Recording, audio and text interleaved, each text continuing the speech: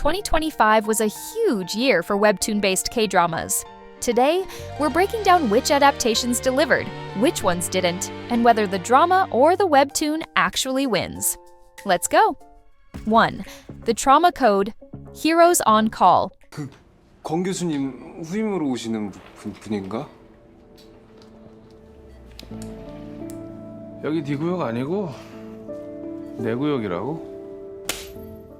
The Trauma Code is pure medical adrenaline from start to finish. Set inside the Severe Trauma Center at Hankook National University Hospital, the series follows Baek Kang-hyuk, played by Joo Ji-hoon, a war-hardened surgeon who storms into a collapsing unit and turns it into a real-life frontline rescue team. Inspired by legendary trauma surgeon Dr. Lee Guk-jong, Baek takes on impossible surgeries, non-stop emergencies, and a healthcare system that treats trauma care like a financial burden, while constantly clashing with by-the-book professor Han Yu-reem and dragging 3 overwhelmed rookies into the deep end. Based on the web novel Trauma Center, Golden Hour, this also marks Netflix's first original Korean medical drama, and it blew up immediately. The show hit #1 on Netflix's global non-English chart, ranked in 63 countries, dominated domestic conversation, and earned Joo Ji-hoon multiple Best Actor awards, along with Best Drama at the Blue Dragon Series Awards. As an adaptation, it's shockingly faithful. Studio N keeps the major arcs nearly scene for scene, and many fans now call it one of the strongest webtoon-to-drama conversions ever. The trade-off? The drama smooths out some of the heavier medical detail and character introspection, leaning more into high-impact cinematic rescues than slow technical realism. Verdict: if you want tight pacing, massive stakes, and non-stop tension, the drama arguably outperforms the webtoon. If you love the original's deeper medical breakdowns, the source material still hits harder. Either way, the Trauma Code stands as a gold standard adaptation. 2. Study Group. 그건 또 누구냐?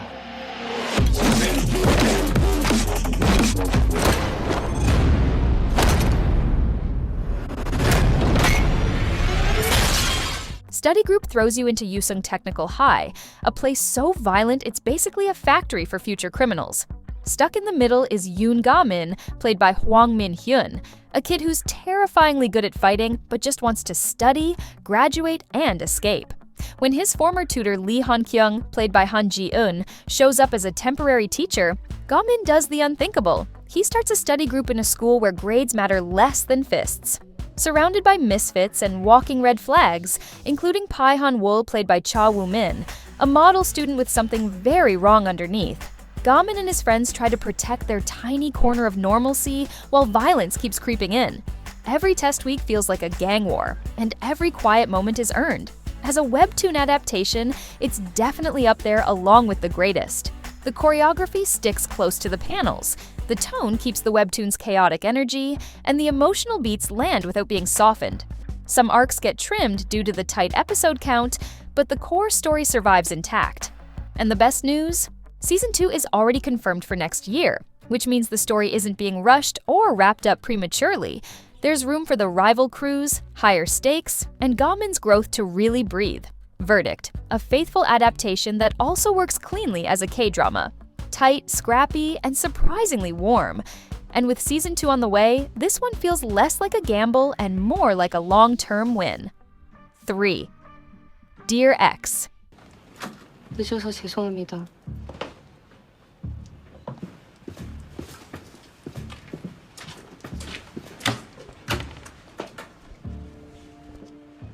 Dear X is a messy, addictive mellow thriller that pulls you straight into the dark side of Korean showbiz.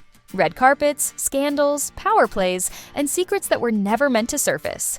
At the center of it all is Baek Ah-jin, played by Kim Yoo-jung, and she absolutely owns this role. Ah-jin looks like the perfect top star on the outside. Inside, she's manipulative, traumatized, brilliant, and dangerously unstable. She uses people, discards them, rewrites the narrative, and somehow still walks away looking like the victim. Watching Kim Yoo-jung flip between nation's sweetheart and cold, calculating survivor is the drama's biggest weapon.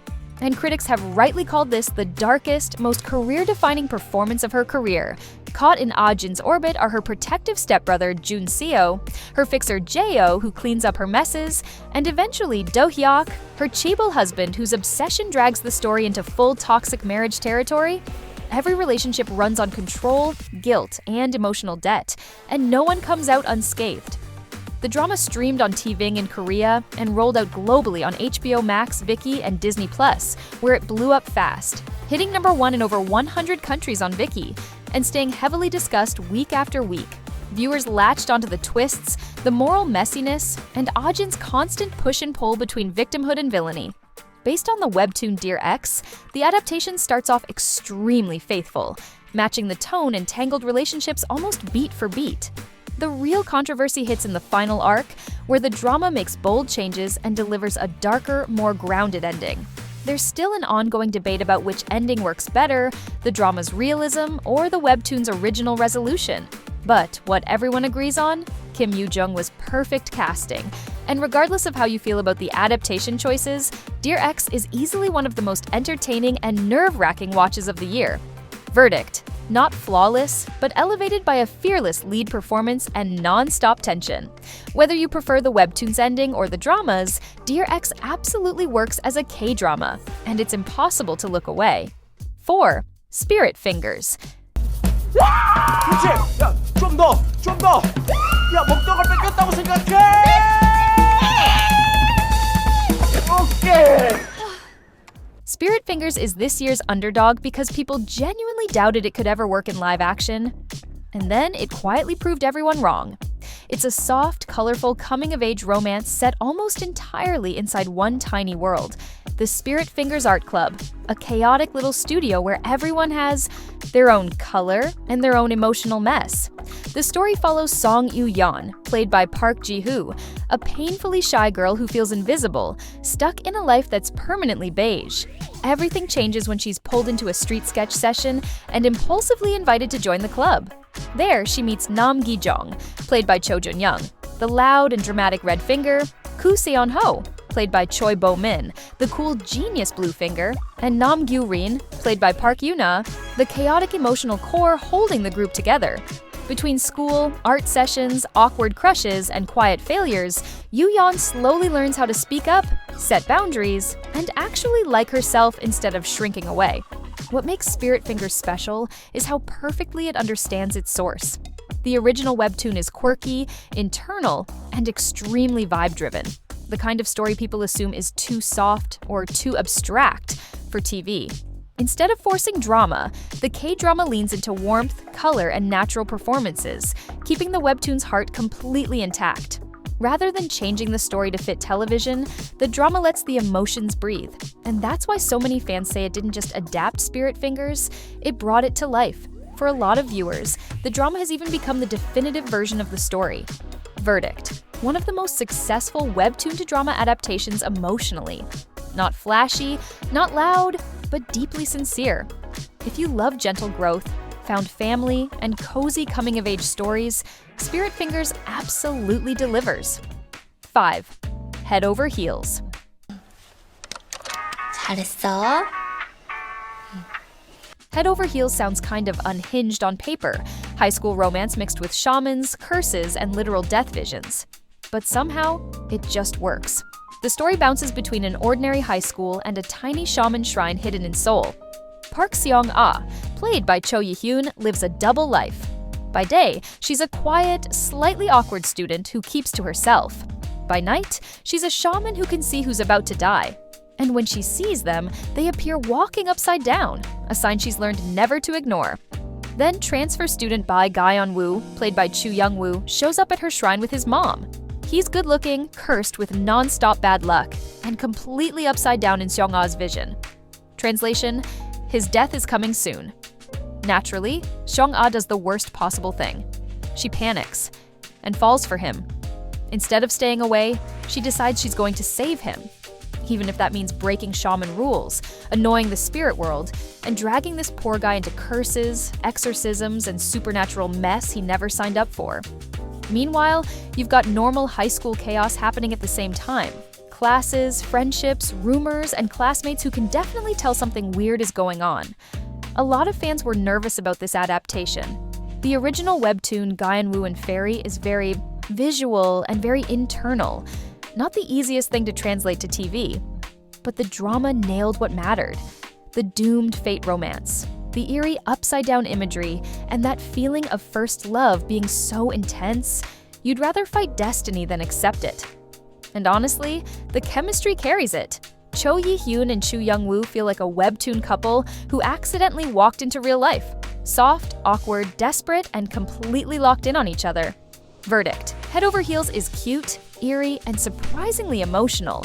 The kind of fantasy romance that convinces you love rewriting fate might actually be possible. 6. Bon Appétit, Your Majesty. 연숙사.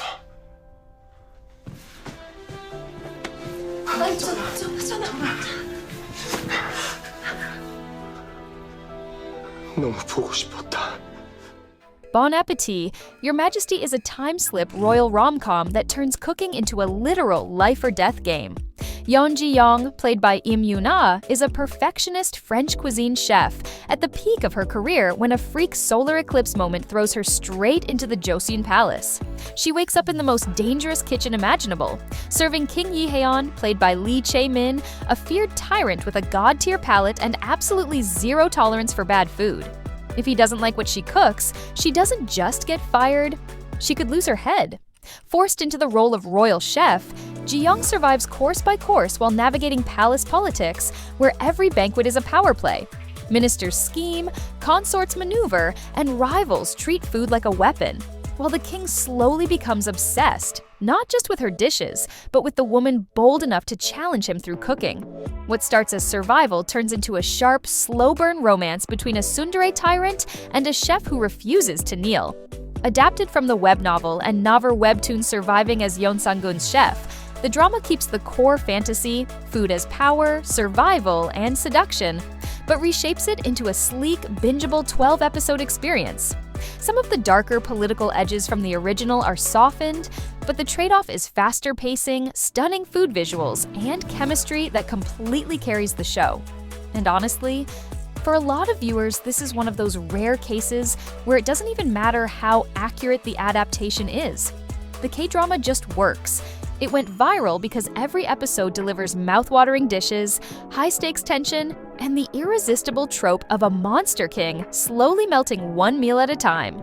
Lee Chae-min's breakout performance and Yoona once again proving she's rom-com royalty turned this into a ratings and Netflix charts monster.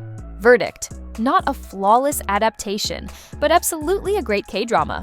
One of those rare cases where the screen version becomes the main event and the source material becomes optional.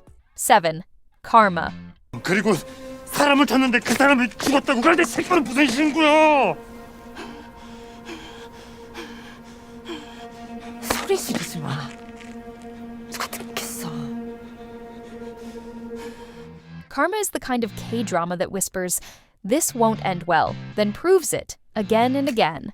This Netflix crime thriller runs on one brutal idea: a single bad decision can ruin everything. Based on the cacao webtoon Karma, the story begins when Park Jae-young, played by Lee Hee-jun, a factory worker crushed by debt, loses everything in crypto and makes an unthinkable move, hiring someone to kill his own father for the insurance money. From there, the fallout spreads. A hit and run, a missing body, a shaken doctor who thinks he's killed someone, and Kim Byung-jun, played by Park Hae-soo, known only as the Witness, whose split-second choices drag everyone deeper into lies, identity theft, and murder. At the center is Lee Joo-yeon, played by Shin Min-ah, a doctor haunted by past trauma that's quietly connected to it all. What made Karma take off is its structure. Each episode feels like a separate nightmare, jumping through time until every storyline snaps into place. No heroes, no easy outs, just consequences stacking on consequences. The cast is firing on all cylinders. Park Hae-soo is ice cold, Shin Min-ah is restrained and haunting, and Lee Kwang-soo delivers a nerve-shredding turn that earned him Best Supporting Actor at the Blue Dragon Series Awards. Verdict: as an adaptation, it stays loyal to the webtoon's core message. Bad choices don't vanish. They circle back. The drama condenses the story into a tight 6-episode descent that feels heavier and more cinematic, even if some fans prefer the webtoon's cleaner structure. 8. Weak Hero Class. 아이, 서 팀장님. 다 왔어요.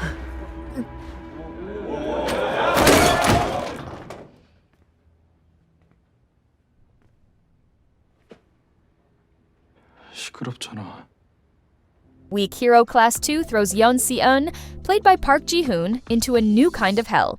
Still haunted by Suho's coma and drowning in guilt, he transfers to Yoonjang-hae hoping to disappear. Instead, he walks straight into the Union, a student gang system built on money, fear, and territory, led by Na Baek-jin and enforced by Gum Seong-jae. Pulled back into violence, Si-yoon teams up with Park Hoo-min Baku, Ryun, and Go-tak Lee Min-jae, infiltrating the Union not with strength, but with strategy, manipulation, leaked records, and psychological pressure, until it all explodes into an Yoonjang vs. Union showdown. As a Netflix global release, the season did great. Strong numbers, loud hype, praise for the fight scenes, and Park Ji-hoon once again proving he can carry a brutal role. For drama-only viewers, it plays like a dark, gripping high school gang thriller. But for Webtoon fans, this is where the frustration kicks in. Season 2 adapts the long-awaited Yoonjang Union arc, also known as Si-yoon's White Mamba era, one of the most terrifying and methodical arcs in the Weak Hero webtoon. Compressing something that massive into just 8 episodes means everything feels rushed. Key characters, especially Na Baek-jin, lose their menace, entire arcs are trimmed, and the Union feels smaller and less dangerous than it ever did on the page. Worst of all, Si-yeon himself is softened. The webtoon's White Mamba is cold, surgical, and genuinely unsettling. The drama turns him into more of a battered survivor than the frightening tactician fans remember. So no, it's not a bad show, but watching drama fans hype it as peak Weak Hero only stings more for readers who know exactly how much darker, smarter, and more devastating this arc was supposed to be. Verdict: a solid, bingeable K-drama, but a rushed and diluted adaptation. If you've never read the webtoon, it works. If you have, it feels like the trailer version of Weak Hero's most iconic arc. Now we want to hear from you. Which adaptation nailed it, and which one hurt the most?